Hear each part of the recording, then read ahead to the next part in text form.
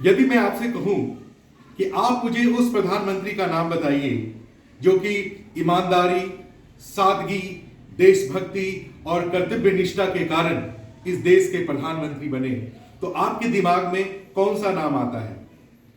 आप बिल्कुल सही सोच रहे हैं। आपके दिमाग में लाल बहादुर शास्त्री जी का नाम आ रहा है। बिल्कुल सही।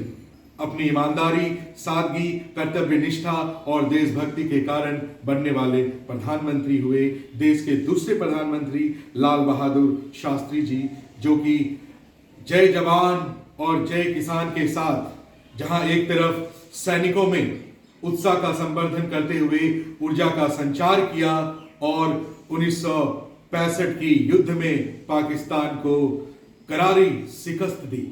मुंह के औंधे गिरा पाकिस्तान, जो कि सपने में भी नहीं सोचा था।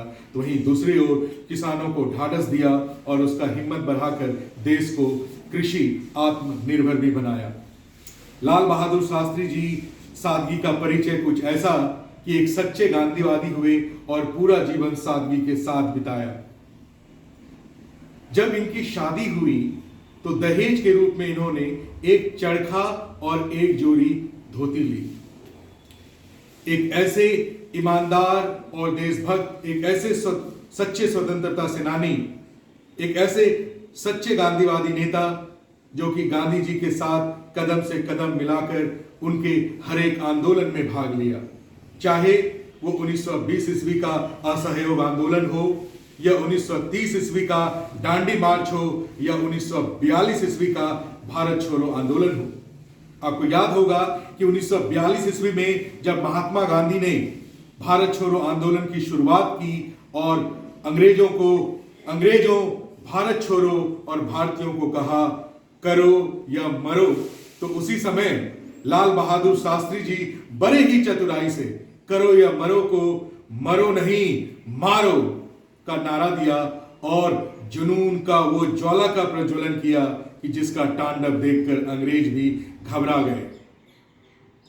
पंडित जवाहरलाल नेहरू के बाद लाल बहादुर शास्त्री जी भारत के प्रधानमंत्री बने अपने स्वच्छ छवि के कारण।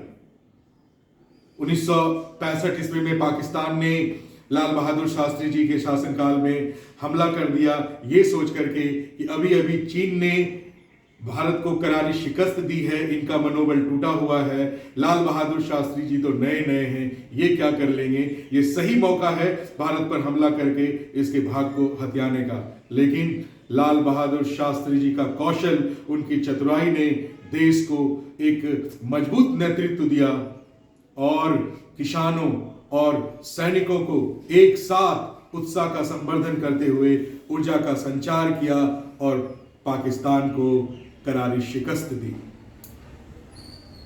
ताशकंद में युद्ध समाप्ति के समझौते पर अयूब खान के साथ युद्ध समाप्ति के समझौते पर हस्ताक्षर के बाद न जाने किस षड्यंत्र के तहत लाल बहादुर शास्त्री जी को 11 जनवरी 1966 को ताशकंद में मौत की सैया पर हमेशा के लिए सुला दिया। 11 जनवरी 1966 ताशकंद, वो दिन कभी भुलाया नहीं जा सकता है। आज 11 जनवरी है।